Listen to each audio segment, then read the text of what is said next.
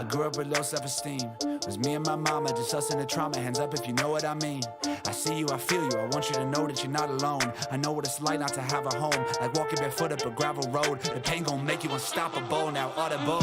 Feel like I live in the end zone, I'm the one leading the drives. The crew riding round in a Benzo, red carpets when we arrive. I'll be in charge of my own fate, left the excuses behind. Now I'm the illest violinist alive. I took the pain and I thrive, but look at me now. I used to crash on the couch, now I got cash in the bank. Look at me now, she didn't want me around, now she begging me to stay. Look at me now, nobody knew who I was, now everyone's screaming my name. Look at me now, I couldn't look at myself, now I see the mirror and say, look at me now.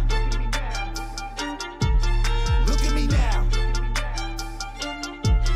Look at me now. Look at me now.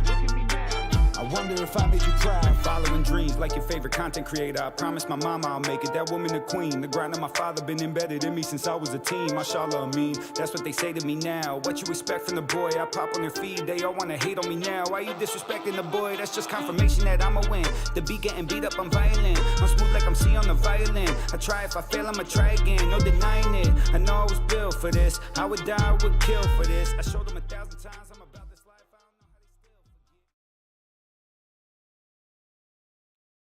Hi there, this is Wicked, that stands for What You Can Do, and it's your old pal Jake with a frog in his throat. We got a couple of fun ones today. We're going to talk towards the end here about how you can deprogram MAGA family members, or people in your community who are just lost in that far-right nonsense. And leading into that, I got a couple of really fun videos. Coming up first here, a federal judge has offered a preview of the legal arguments you're going to hear, more likely the legal rulings you're going to hear from judges, regarding the fact that a lot of J6ers are saying they must be innocent because Trump told them to go do it. A lot of people have gone to prison already over January 6th and their actions therein. But it's a worthwhile argument to look into, because one might think, looking at it in broad strokes, either these people are guilty or Trump is guilty, and the reality is both can be true and in fact are true. Yeah, let's get right to this video. For the first time, a federal judge has cited the House January the 6th Committee's final Easy. report since it was made public last week, indicating that then-President Donald Trump's remarks on January the 6th of 2021, telling a crowd to, quote, fight like hell before the Capitol attack, may suggest Trump was asking them to break the law. In a court order in the case against January 6th defendant Alexander Shepard, U.S. District Judge John Bates ruled that Shepard could not raise the so-called public authority defense at trial. Okay, so public authority defense, the defendant there, a J6 rioter, is saying, look, POTUS said to go do this, and then I went and did it. He's appealing to authority, and this is going to be real important to know later on when I'm talking about how to deprogram MAGA. These people, I did an earlier video on levels of maturity, essentially, stages of development. People who are stuck in the MAGA zone appeal to authority like crazy. That is more or less the only tools they have for deciding whether something is right or wrong, or rather for making an argument about whether something is right or wrong, is just how much authority does the person have that said to go do it. For the rest of this video, because it is very corporate media we're looking at, think of this analogy. Imagine your boss at work told you a bank is open right now. The doors to the bank are physically open. I want you to run in there and grab all the money out of the vault. The vault's open too. Just rush in, grab it all. And then you go to court for this because you are tackled by security with the fistfuls of money in your hands. You're arrested. You go to court, and your boss eventually also goes to court. It's America. He's wealthier than you. It takes longer. But you say, well, my boss told me to do it. The judge will essentially say what I believe they're going to, or what it does look like the judge said here, which is, yeah, what the judge told you to do was illegal. What your boss told you to do is illegal. That means you broke the law and your boss broke the law. Let's hear the rest of what they have to say. After his lawyer argued Trump had authorized his client's actions at the Capitol that day, Judge Bates, a George W. Bush appointee, rejected the defense, writing that Trump did not tell the crowd that entering the Capitol or impeding the certification of the electoral vote was lawful. In a footnote, Judge Bates noted that his ruling was not out of step with the January the 6th committee's final report, which concluded that Trump acted, quote, corruptly because he knew stopping the certification was unlawful. Joining us now, NBC News Justice reporter Ryan Riley. Ryan, unpack this for us, because it's a little complicated for people to follow. Certainly for me to follow, anyway. Let's Yeah, so essentially the public authority defense has been, it's come up in history before. I just want to say, I don't know why they've selected apparently a college freshman to talk about this, or why he chose to wear eyeliner for the interview. But essentially what it means is that someone in the authority to do so was telling you that something was illegal. So, take an example of this. If you were told that, okay, you can't protest here, but you can go protest in that park across the street, and then, you were arrested for that after you were instructed to do that. It's essentially an entrapment defense, or telling you something that was legal that wasn't. So, it came up in regards before with a break into a psychiatrist's office, in regards to the Pentagon Papers historically. It's been raised in numerous issues where essentially the argument is that someone with authority in the executive branch perhaps instructed you that you were able to do something and you relied upon that this behavior wasn't criminal. Okay, I hate how they do that. He's like, let me just pack my pipe. It happened historically with the Pentagon Papers. What average person knows what the F he's talking about? That is very annoying. I think he is being smarmy to try to impress his friends, and look like a fancy Dan. You're not a fancy Dan guy in a dorm room. You're just not. That said, he is factually correct. Now, essentially what this ruling says is that Donald Trump never explicitly said that to defendants. He never said that storming the Capitol is now legal. We won't prosecute you, right? If he had said something like that, this would be a much more different case. But, he wasn't that over the top with his language. But the judge also doesn't sort of let, I think, Trump off the hook with responsibility for what he did say, and sort of indicates that there's a suggestion in Trump's speech, despite his language, that he wants them to do more than just go over and, hold up a sign outside the barriers that had been set up around the Capitol. Also essentially saying, yeah, we're not idiots. You had 10,000 people, you sent them to the Capitol, you said what you said. Just because you didn't have the balls to say, go in there and hang my vice president and yada, yada, yada. The message that he was delivering was crystal clear. And I'll tell you, those of us who were watching it live more or less all had the same reaction, which is, Jesus Christ, he's doing a coup. Because that's certainly, I think, like what a lot of people have read into that, right? Fight like hell doesn't sound like go there and hold up your sign outside the barriers. Boom. And shucks, if we don't stop the steal, quote unquote, then we're just all going to pack up and go home. That's not really what Donald Trump seemed to be suggesting in this in his speech. But he wasn't. I want to make it clear. Oh yeah, let's keep it with that supervillain up there. Every single one of those would have fought for the Confederacy. You ever wonder what would I have been like? What would people have been like in X era or Y era? Every one of those would have been Reb scum. By the way, John Brown did nothing wrong. Neither did General Sherman. About in regards to this case, he wasn't explicit about saying that this is now legal. You can do this. You can shatter windows. You can break into the Capitol and chase lawmakers off the floor of the Senate and the House. So, Ryan, talk to us a little bit about the template or precedent this might set going forward. There are still a lot of January 6 trials to come. And also talk to us about the significance that we were talking about this morning about how the January 6 committee report has been cited now in legal proceedings. Yeah, I mean, the Proud Boys trial is the one that I'm really watching for because they're doing jury selection for that right now, and there were a number of these transcripts that they've come out that are related to that. So I think that it's definitely going to have an impact in terms of the transcripts as well as the report in general. I think that the judge just wanted to sort of make sure that and you remember he's a Bush-appointed judge, wanted to make sure that he wasn't saying that this isn't true, right? He wasn't knocking down what the committee had said, and the committee's report essentially said that Donald Trump had this intent. Now that's a much different, it's much different for Congress to say that in a report than it is for prosecutors to go forward and. Very, very true.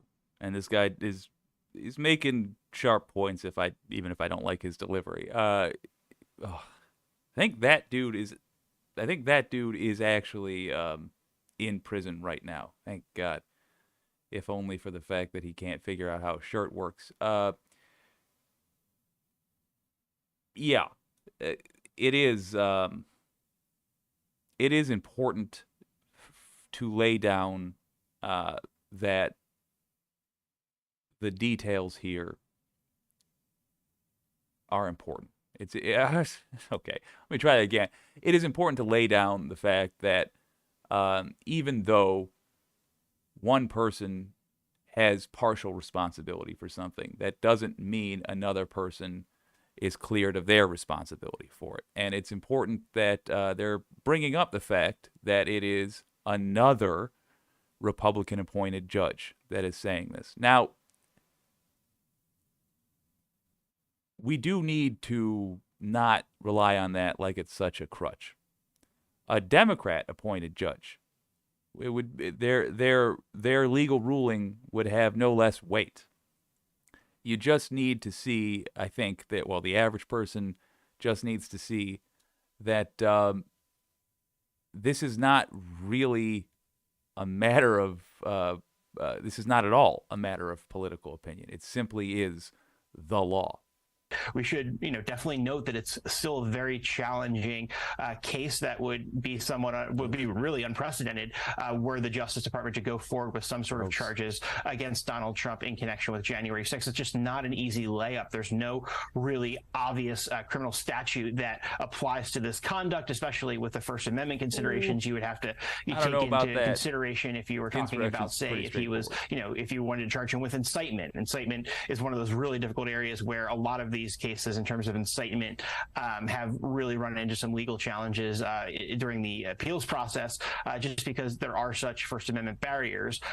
And a lot of what Donald Trump said during that speech is, pretty thoroughly protected by the First Amendment. But, I do think that it just shows that the January 6th committee's report is having an impact on this process. It's certainly something that the Justice Department is going to be sort of bringing into their prosecution, as well as judges, I think are, they're certainly reading through this themselves and recognize that the broader scope of what's happening with the January 6th committee and their final report here. And, the thing I'm kind of wondering about is we were promised a lot of transcripts, and we only have a few more days left before they do. Right now, I think they've released about a little bit over 100 transcripts, but really we've got a lot more transcripts to come, some of which could have really big implications on some of these ongoing cases and ongoing trials, as we have about 900 right now, but the total scope of this could ultimately be 3,000, especially with the new resources that are being brought in as a result of the omnibus bill. Fair point from this gentleman. Ooh, let's go back here. So why don't we have all the transcripts yet? This is because the J6 committee knows how Republican crimes are generally covered up. Some of them are beneficiaries of it. Liz Cheney, her father, had his crimes covered up in this manner, and that is by waiting out the American people. What tends to happen is and I've gone over this in a couple of other videos. I highly recommend you check them out. Did one yesterday on it. The Justice Department will let time pass. They will come out with an announcement and they'll say, we are looking into this. Then they'll let 6 months pass, a year pass, and always with their updates saying, well, this is a complicated thing. It's a very serious matter. It's a very grave matter. We have to look into this. And then when some other large piece of news is about to come out that will help cover it up, or just when they feel like America is sufficiently sick of hearing about it, they'll do a quick press conference where they say, no charges, all right, we got to go by. Or they'll say, we found some person that was sort of kind of connected to it, and we've charged them, and they're going to be the fall guy. So goodbye. I believe that's essentially what they were trying to do with January 6th.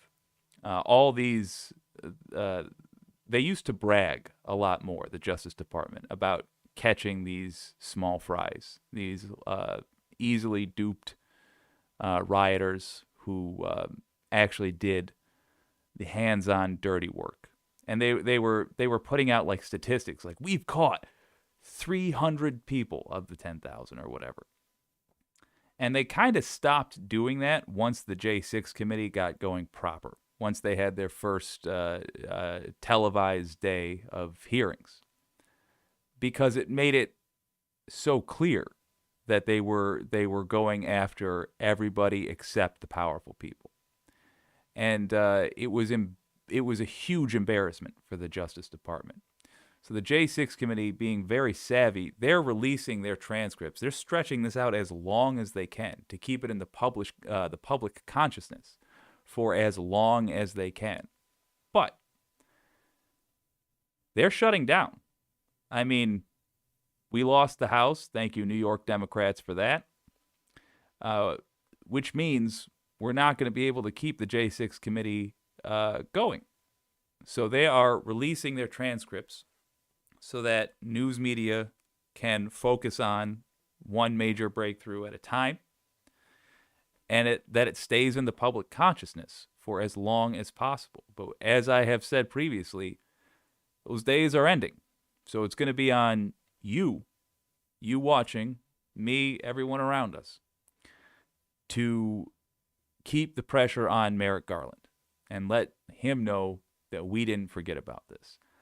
Let's do that in and of itself could be a palate cleanser, because man, the fact that a judge is holding both his J6 person he's in charge of judging and Trump accountable in writing in a court filing is delightful. But nonetheless, let's go to a wonderful video by TYT Investigates. If you're not familiar, the Young Turks have a division of their company that does various investigations, various indie videos, and some of them are just golden. This is one on Kyrsten Sinema. If you're not familiar with this lady, she got elected as a Democrat and then tried the Republican playbook, which is to say just raiding the pantry of America on behalf of corporations. The result is, however, that she has misjudged her constituents. She's misjudged Democrats who actually care about getting things done. She is not well liked, and here is a supercut of people finally being fed up with her. It's delightful. Miss Sinema. No. I share the disappointment of many that we've not found more support on the other side of the aisle for legislative responses to state-level voting restrictions. I wish that were not the case. Overnight, Voto Latino, a nonprofit aimed at helping young Hispanic and Latino voters, launched the Audio Cinema campaign. I think she's tilted too far to the right. I hope she doesn't really screw things up. The day after Election Day, Senator Kyrsten Sinema tweeted for voters to stay patient as votes are counted, stating, quote, democracy is worth the wait, to which you replied, quote, thanks for all of your help this year. What do you hope Senator Sinema learned from this year's midterms? I don't think she'll learn. Look, this year, the reason Democrats won is because we fought together as a party. I was out there campaigning for every Democrat in Arizona. I was personally donating money, raising money for them, for our senators, for everyone up and down the ticket. We fought as a team in Arizona, and we won. Senator Sinema was nowhere to be found at all. You did not see her at one public event for anybody. At the end of the day, ooh, what do you got, Ms. Cortez? you have two Democratic senators that just don't believe Sinema in Manchin. governance. I mean, you literally had Senator Kyrsten Sinema that said she doesn't believe that D.C. is going to have a solution to this. Girl, what? This is literally what we're sent here to do. Yeah. In June should be a month of action on Capitol Hill. I hear all the folks on TV saying, why doesn't Biden get this done? Well, because Biden only has a majority of effectively 4 votes in the House and a tie in the Senate, with 2 members of the Senate who vote more with my Republican friends. But we're not giving up. Earlier this year, the House of Representatives passed For the People Act to protect our democracy. The Senate will take it up later this month, and I'm going to fight like heck with every tool at my disposal for its passage. Does she have the guts to take on powerful special my man interests? Bernie. No, she doesn't. She is a corporate Democrat who has, in fact, along with Senator Manchin, sabotaged enormously important legislation. The Democrats there are not all that enthusiastic about somebody who helped sabotage some of the most important legislation that protects the interest of working families and voting rights and so forth. What do you think of her decision and also Manchin what you just Sinema heard in her are the interview worst. with Jake? I don't want to Primary spend a their whole lot of time on Senator Sinema. She has her reasons. Fair enough. Donna, I happen to suspect that it's probably a lot to do with politics back in Arizona. Would you support a Democratic Saying opponent primary on against Senator Sinema? I support progressive candidates all over this country, people who have the guts to take on powerful special interests. I don't know what's going to be happening in Arizona. We'll see who they nominate, but certainly that's something I will take a hard look at. Jamal Bowman tweeted the following: "Bye, Felicia," after news broke about Sinema. You know, I think that in Arizona, this is going to be a difficult election if it's a 3-way race. But I really think that I have a lot of faith in the voters of Arizona to understand who is going to vote, who is going to work for them, and let's see what the next 2 years bring. And when we have some of these races that are really in the mix right now, she could have been a very good surrogate to help out a lot of our candidates, and she did nothing because she only cares about herself. She doesn't care about how this would help us take control of the Senate. She actually predicted that we would lose control of the Senate in front of Mitch McConnell while she was getting an award from him. So, yeah, man, I don't have a ton to say about Kyrsten Sinema. I always say her name, Kyrsten Sinema, but other than can't get rid of her fast enough. I'm glad she's no longer, to my knowledge, going to be a drain on Democrat resources. Odds are, though, I don't think she's running again. I think her plan is, I don't know, get a job on Fox News, go the Gabbard route. A lot of fake Democrats basically are trying to do it. What's a fake Democrat? Just somebody that signs up for the Democratic Party because they think they can use it to get ahead in life, but not because they are interested in democratic policy. Can't wait for her to be gone. Looks like the general feeling is the same throughout the Democratic Party. Delighted to hear that. Glad to hear Bernie letting her have it. Glad to hear Alexandria Ocasio-Cortez letting her have it. Glad to hear Biden, who is normally your stereotypical go along to get along Democrat, conservative Democrat, actually being forthright about who she is. She is of no use to anyone except corporate donors. So most likely her future will involve being a lobbyist or a Fox News host. Either way, she will continue to work against the interests of America. Hey, folks, guess what? Trump's having a breakdown right now, and it's delightful to watch. And I thought this would be a great way to show you how you can address common MAGA talking points in a way that will have a long-term effect of deprogramming MAGA weirdos. I've never hidden my feelings about who the right-wingers of this country are. They're bad people. Their souls are wrong. And more importantly, they're dummies. They are so incredibly gullible and dumb. And if that's your family I'm talking about, first of all, I'm sorry that that's your family, not that I said it. I stand by it. But I am calling your family dumb. Trump is treating them like they're dumb. What Trump is doing is more of an insult. So let's look at what he has to say, this last day of Truth Social insanity, so you don't have to have a Truth Social account yourself. And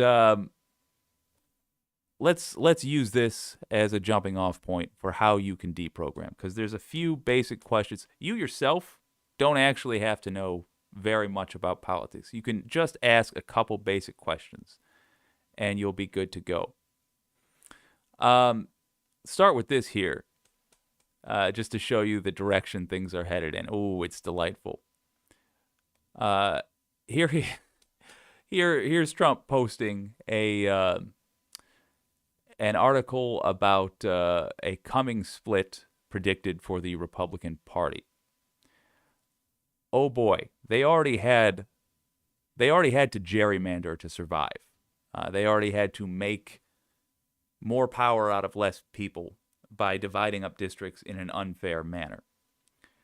If they split and they're fighting each other, there is no better news for a voter who is interested in America's, survival.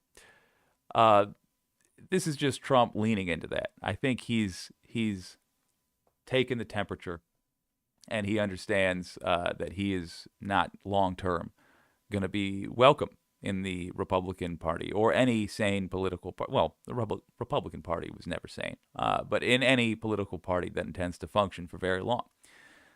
He's promoting it. That's great. If he were a smarter man, he would know we're so far out from elections he could just do nothing for a couple of years and people would have forgotten about all the horror and then he could try again. But he's not a smart man. And so he is promoting the split in the Republican Party. It just doesn't get better than that. But that's not deprogramming. Let's get to deprogramming. It has been learned, he says, that the FBI office that is investigating Hunter Biden, let me just say it up front so I don't have to pause every single time. This guy doesn't know how typing works. He doesn't know how the English language works. It's astounding to see, frankly. It has just been learned that the FBI office that is investigating Hunter Biden sent many censorship requests to keep all of his bad news confidential just prior to the 2020 election. In other words, the exact same people that were investigating him were making sure that he doesn't get any bad publicity. Only good publicity, please. This is an outrageous disgrace, and the same group that is after me on the boxes hoax, the January 6th Unselect Committee hoax, how's that a hoax? And the many past hoaxes and scams. Okay. So your family member says all of that nonsense because he saw that Trump said it, he memorized it, and he repeats that to you. Or she, God help you, if it's your mother, repeats that to you. It has just been learned, let's start with the top, that the FBI office that is investigating Hunter Biden sent many censorship requests to keep all of his bad news confidential prior to the 2020 election. Just ask questions. How was it learned? Who said that? Trump just said it. He just said that he found this out. Did he say where he heard it from? No, he did not. That, first thing, is nonsense. all of it's nonsense. But you pause them and you say, where was it learned? Who said this? They will not be able to answer that question. If something sounds like a dramatic big reveal, just ask for the receipts. Now, you will not have convinced them in that moment, but you'll make them feel silly in that moment. That is the beginning of it. Because they will, the next time Trump says something like this, when they are looking for what they are going to shout at their family members to try to get them to join the dark side, or when they're looking for how they're going to justify their insane beliefs, they'll look for the where it came from. And they will note that it's not there. You keep asking them for the receipts, and they'll keep looking for the receipts, and they will never be able to find them. Let's keep this going. In other words, the exact same people that were investigating him, I don't know why that's in quotes, were making sure that he doesn't get any bad publicity. Again, it falls into the, where did you hear this? It has just been learned. From where? This is an outrageous disgrace in the same group. Okay, let's look at post shortly thereafter. Something is going on with Mitch McConnell and all the terrible, virtually automatic surrenders he makes to the Marxist Democrats. Pause, family member. Real quick, what's a Marxist? You yourself don't even have to know what a Marxist is. You just ask them, what is a Marxist? They will inevitably say, when they hear that Trump called Democrats Marxist Democrats, or a group of Democrats Marxist Democrats, they will repeat that. Because, I'm sorry, they're dummies. Just ask them what a Marxist is. And be silent while they struggle. Just, Marx, they believe that black people are getting, stepped on by police. They're Marxists. They're crazy left-wingers. What is Marxism? What is a Marxist Democrat? Just hang out in that awkward moment. There is an expression called tough love. This is what it will look like. Allow them to suffer in their ignorance. It is ultimately good for them. If you love them, you got to do it. What is a Marxist? Can't answer. It's going to be very awkward. If when the time comes that they want to move on and get to this next part, do so, but acknowledge that they don't know what a Marxist is. Whatever, I don't care about that. It's this ominous bill. Okay, you just called someone a Marxist and you don't know what it is, but all right, moving on. The omnibus bill, very well. Could have killed it using I always want to do the voice, using the debt ceiling, or made it much better in the Republican House. Nobody can be this stupid. Perhaps it has to do with his wife, Coco Chow, and their big relationships with China, a historic conflict of interest like no other. Here's the thing. He dots lies with a bit o' truth. Mitch McConnell has a ton of conflicts of interest. But you don't have to know that. You don't even have to know this little factoid, which is the answer to his question. Why did they let that go through? They let that go through because then the pressure is off them to actually get the country moving. That was a necessary bill that funded our country. And without it, if they would have stalled it, then the Republicans would have had to come up with one. And they say they are against so many things that they couldn't actually run the country while doing what they said they would do. So Mitch McConnell, being a much smarter man than Trump, not a good man, but a smarter man than Trump, of course he let it go through. Why on earth would he want to expose the fact that he is working against the country's interests, that he has no interest in governance of any sort, that his party would be a disaster if they actually tried to put one of these together? And we know this because we just saw them do this. We've every time Republicans are in control, the country gets worse. Without fail. They make decisions that are bad. And they know it. Mitch McConnell is smart enough to know it. Trump, I don't know that he's that smart is a word I would ever use for him. But to him, it doesn't matter if it's true or not. He's just looking to throw trash around and make a lot of noise because that's his thing. He's a noisemaker. You don't have to know this. You don't have to know any of that to just disassemble this sort of ranting from your far-right extremist loved ones, if you have them, or from the people in your community that are extremists. You simply have to ask, what was in the bill that you didn't like? Feel that awkward silence? Wait.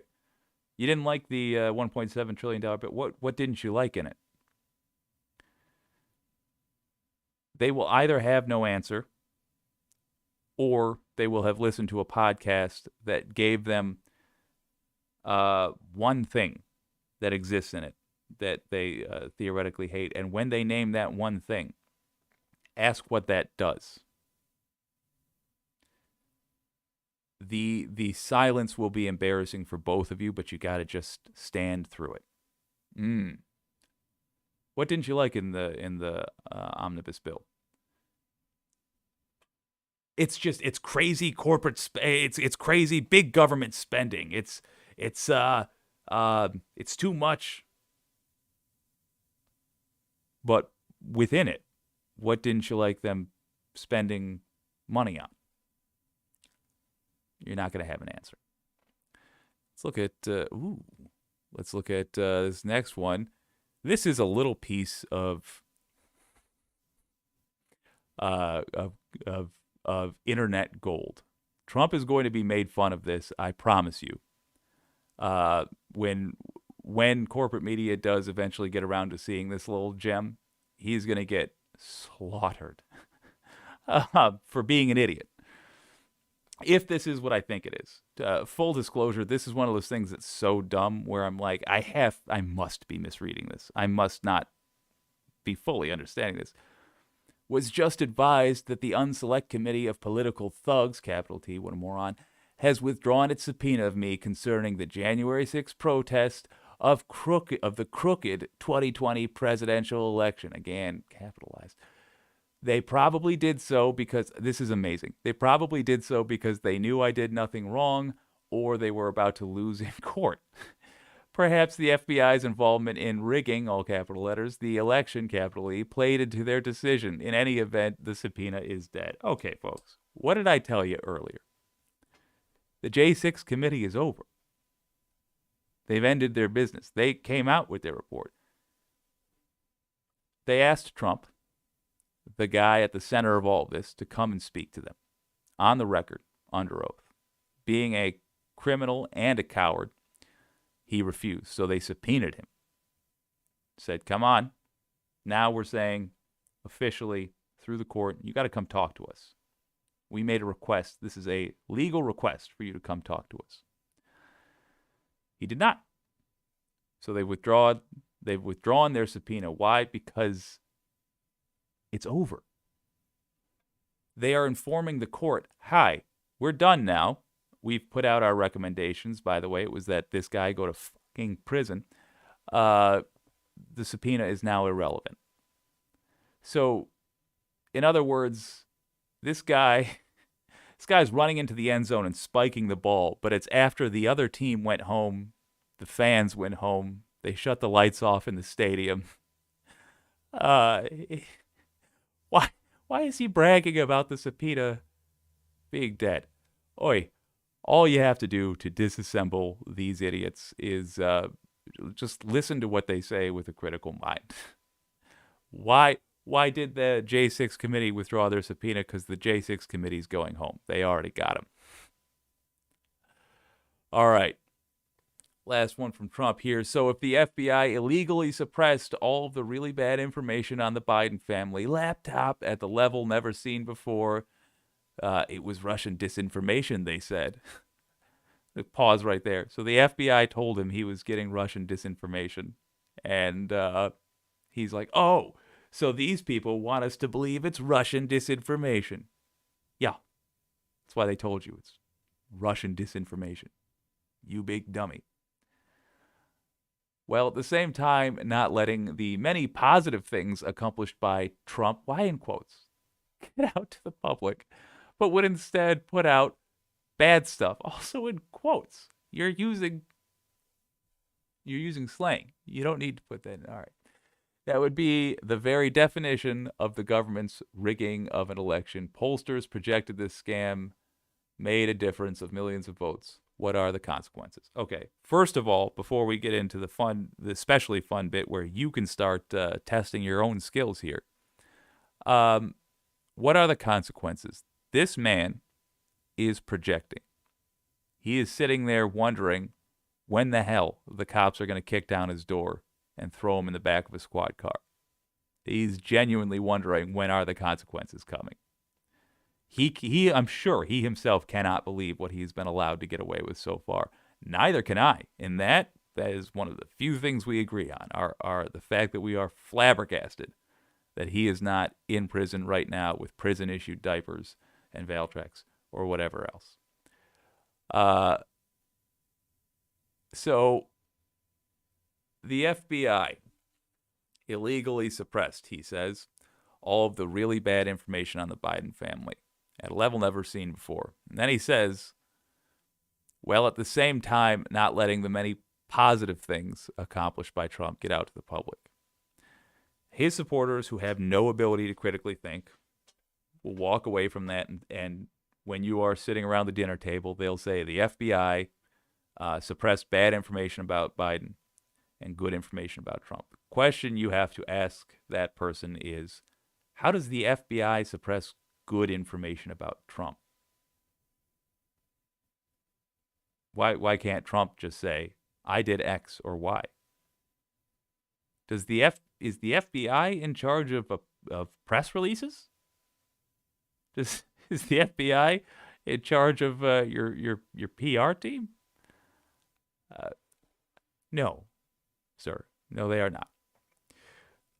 It is not terribly hard to disassemble these talking points. And I recommend that you do.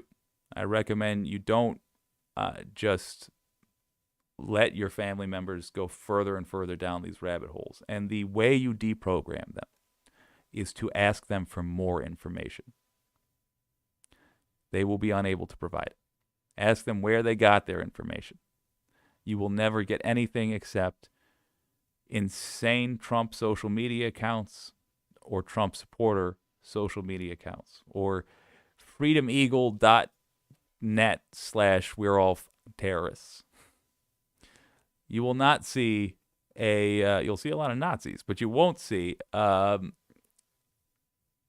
anything legitimate supporting them because they are liars.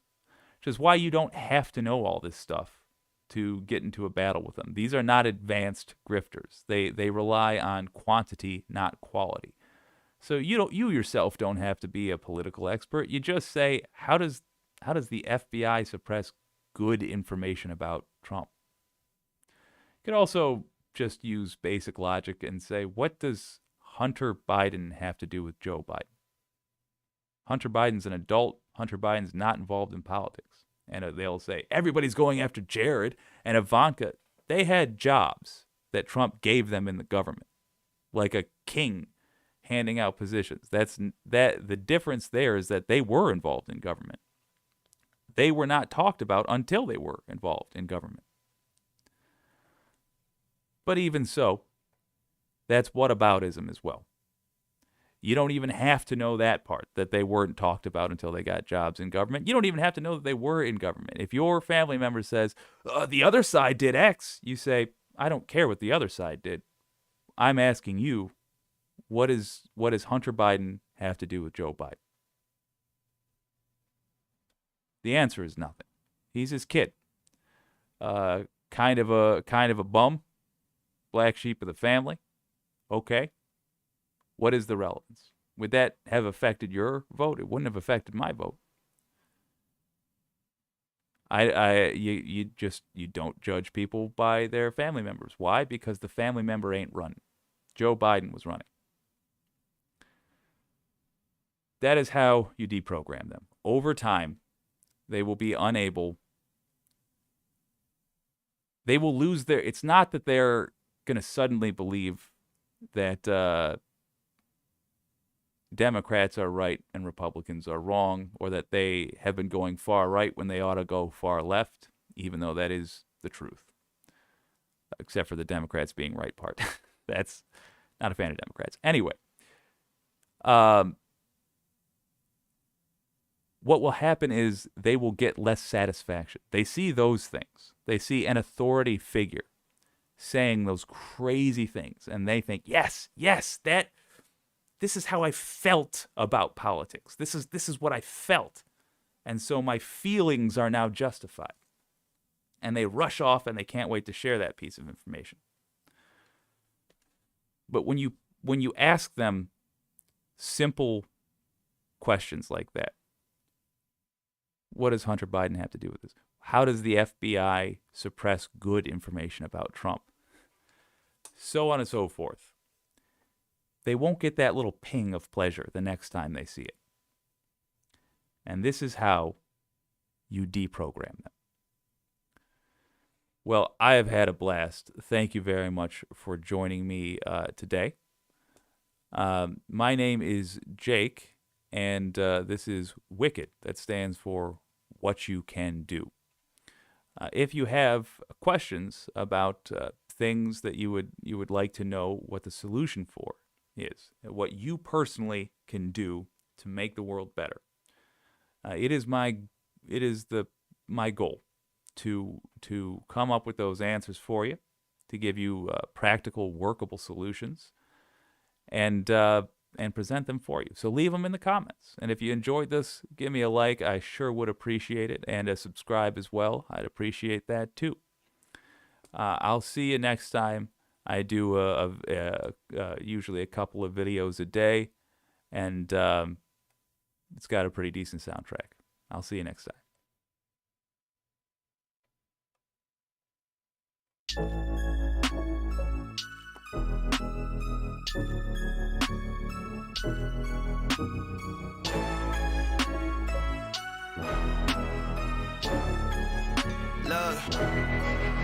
Look, I've been up since like 3 a.m. I don't hear the hate, what y'all say ain't in. All I know is go, all I know is grind. I'm on your head, all I know is climb, just know I'm different. If I see the target, just know I'm gon' hit it. I don't know the fake, just know I live it. Anything I say, just know I'm in it. I know the ops and they lightweight.